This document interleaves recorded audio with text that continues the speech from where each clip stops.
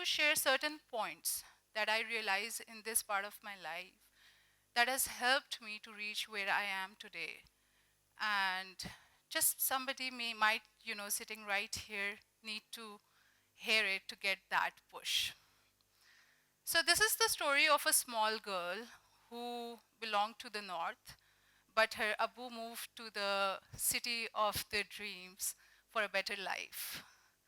I come from a very humble background. My mom has never been to school, but she was very good at sewing and embroidery. That's something that she learned as a small girl in my village because there were no schools for girls back then.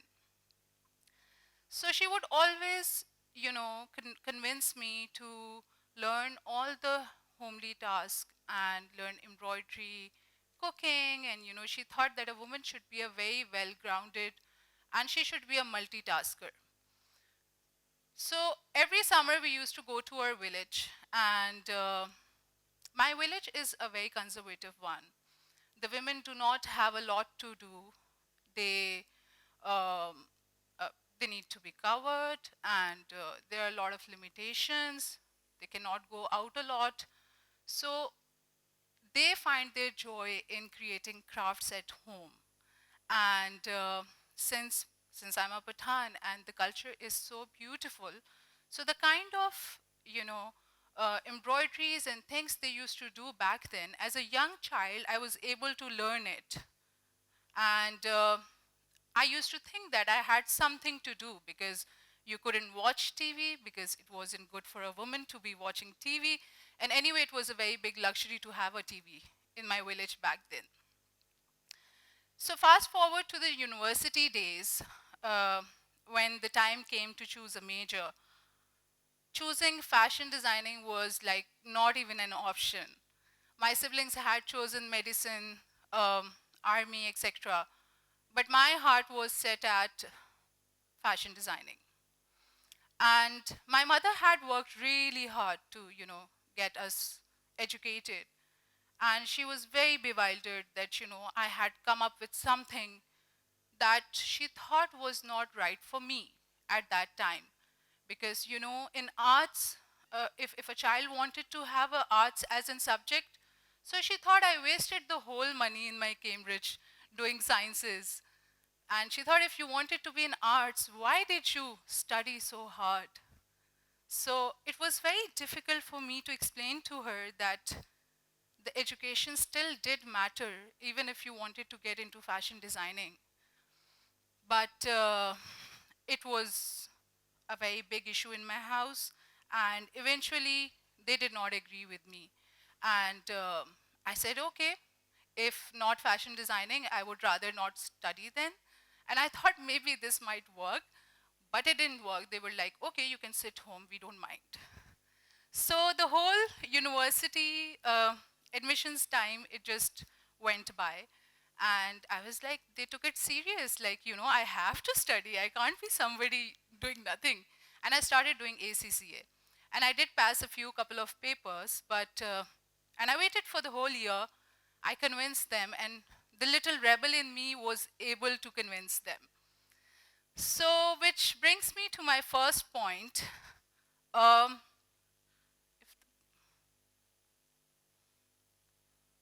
being headstrong, never losing hope, and keep on working towards what your heart believes is your real calling. When I first told my mom that I want to become a tailor, I want to become a designer, so she said, you want to become a tailor? Uspat darzana judegi. And it was like such a big issue in my house, which means that are you going to become a tailor now? And I said, this is what my heart is set at, so please let me pursue my dreams. And I think I'm forever grateful to them for believing in me at that time and, you know, letting me go for it, even though they did not agree with it. PAFT was a huge name, and I had secretly applied. And, you know, shifting from a degree which was supposedly going to make me very successful to something that they were not sure about. It was a very big challenge. But another challenge was that moving from Karachi to Lahore, you know, coming from a city to another one where there's no family and you have to live by your own. Lahore was love at first sight. I don't know if it was about seeking dreams or breaking barriers, but I had done something very, very bold that nobody in my family could dare do because I was the first girl to come out of one city to another in pursuit of education.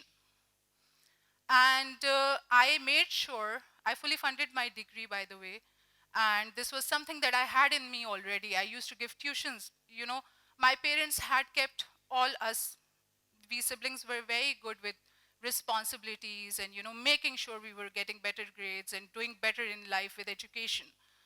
So uh, with very little help, I was able to, from my family, I was able to, you know, uh, do this fashion designing.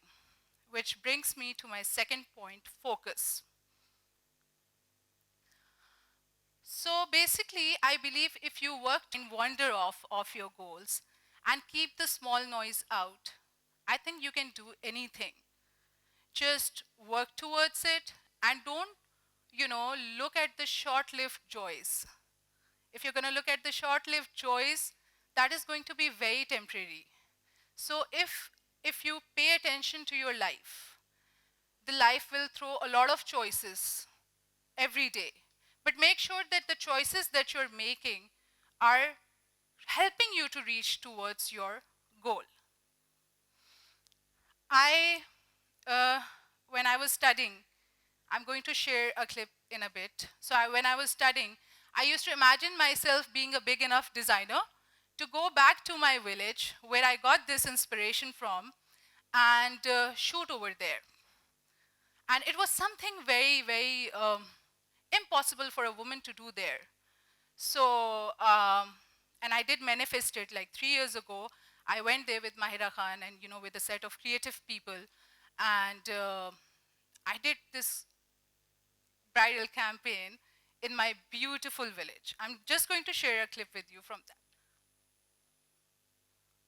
The clip needs to be played. It's a video.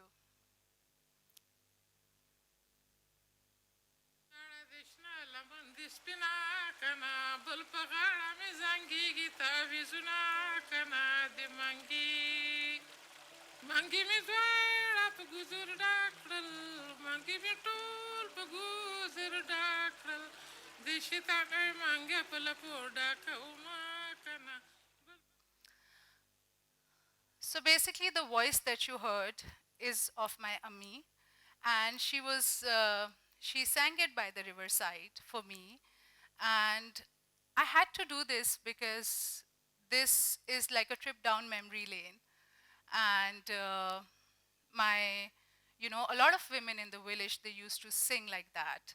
A lot of girls, perhaps even till date, they sing by the riverside while washing clothes and, you know.